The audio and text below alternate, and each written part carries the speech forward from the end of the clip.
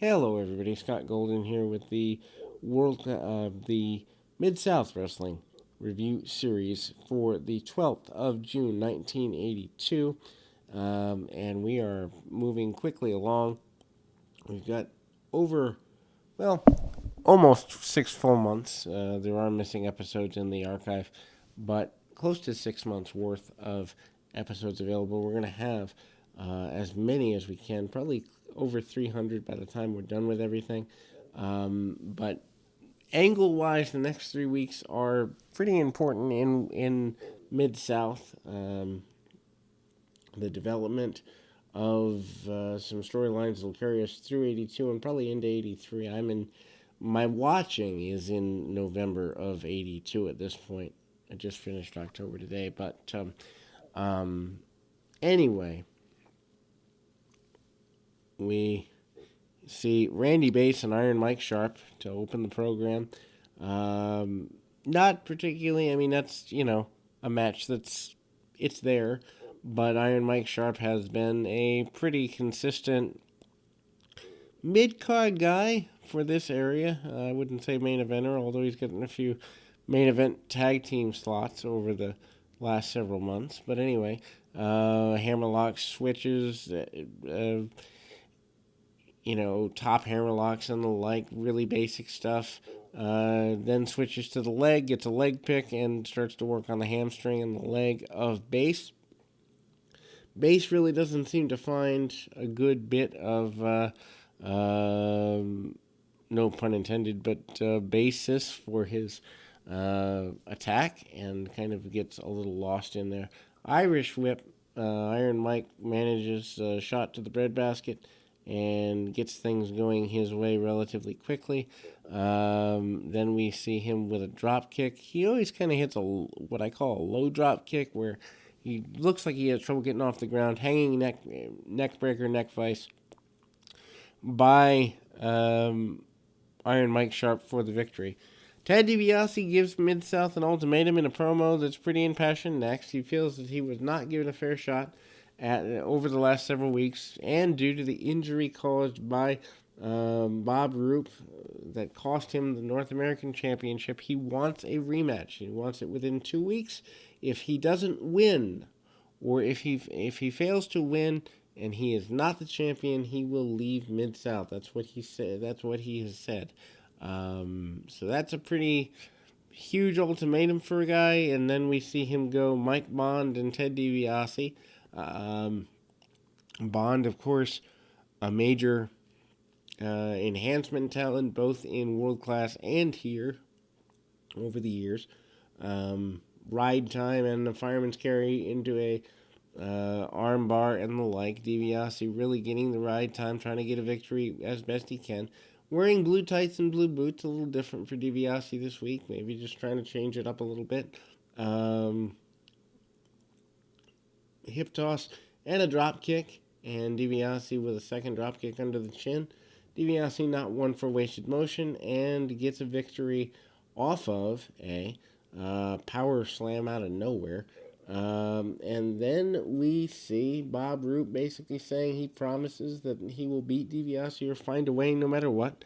He knows that he has what it takes to beat him. He knows that there's no reason to think that anything less than DiBiase being sent away from Mid-South, because of his own words, is what's to be expected. And then when we go to Bob Roop against Mike Hudspeth, kind of a tune-up match, although not really, because there's no real competition for Roop in this situation, although getting the champion on television, not a bad idea.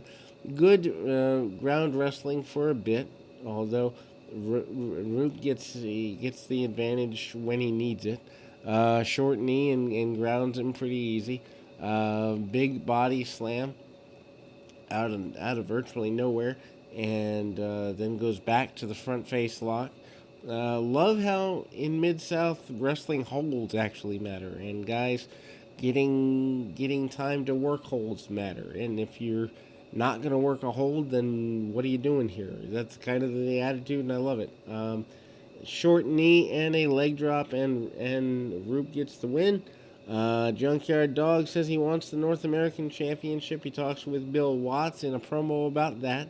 Watts basically said that in fact he can have it if he can win it, but he would have to forfeit the uh, Louisiana Championship according to the bylaws of the Mid-South organization, Mid-South Sports Organization. Billy Starr and the Junkyard Dog up next. So a little bit of foreshadowing there about Dog wanting the North American Championship. Then we see um, Dog in this enhancement match. Of course, Dog's enhancement matches always by nature are short. As well, it's probably best they are. Uh, Big hip toss and a big kind of toss body slam. Star goes to the outside. He's rather unimpressed. Dog continues his dominance early and includes cranking on a uh, cranking on a chin lock there, kind of inverted neck vice type thing, and then we see a big run there. Hard shots by the Dog, and the Dog with some headbutts. Then he, of course, hits his thump running slam, 1, 2, 3. And then we see a relatively big match, no pun intended, as the one man gang faces Ernie Ladd. I don't know if that means Ladd is leaving relatively soon, because I don't quite know why you would go in that direction this soon if the one man gang is a guy you're building. Do you really want Ladd, who is larger, to be able to stand with him? As well, he does in this match. He stands and brawls with him. He also gets him down in kind of a claw type position, although doesn't really use the claw. Ladd manages to stand and brawl. That's the majority of this match. Not a lot of technical Ackerman. Big back body drop out of the corner by the gang, though, and he manages to go for the splash but misses.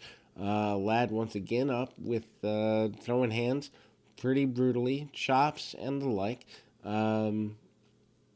Then we see him kind of choking out the one-man gang, or trying to, in the ropes. Gang being held up mainly by the ropes. Snapmare takeover, and it is what it is as far as that's concerned. This match seems to me to be either a send-off, although there is a pretty brutal kick by a run-in, which sets up a future feud. The run-in is Killer Khan, who at the time was in the WWF, having just finished a run with Andre the Giant. Khan is the latest recruit of Skandar Akbar, and he is a pretty big recruit. Hangman Rick Harris versus Tony Torres is up next. Obviously, no clear, decisive winner of the match with the one-man gang and Ernie Ladd, which I think is good for business. Torres and Harris is up next. Harris with some basic throws, nothing really too out of the ordinary here. Headlocks, hammerlocks, and the like. Big body slams, using a bit more power than your average guy. Of course, being portrayed as a big Texan with a noose, probably going to give him a power advantage anyway, at least in theory. Sends the man into the buckle quite a few times, and pretty dominant there.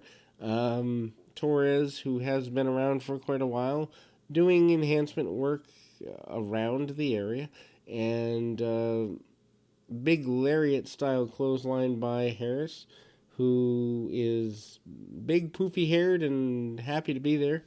You can tell he's still green, doesn't really know where he's going. Hangman's vice over the shoulder, almost the same finish as Iron Mike Sharp. So maybe they're headed down a collision course somewhere in the future. Anyway, King Cobra and Jesse Barr in a tag team match here.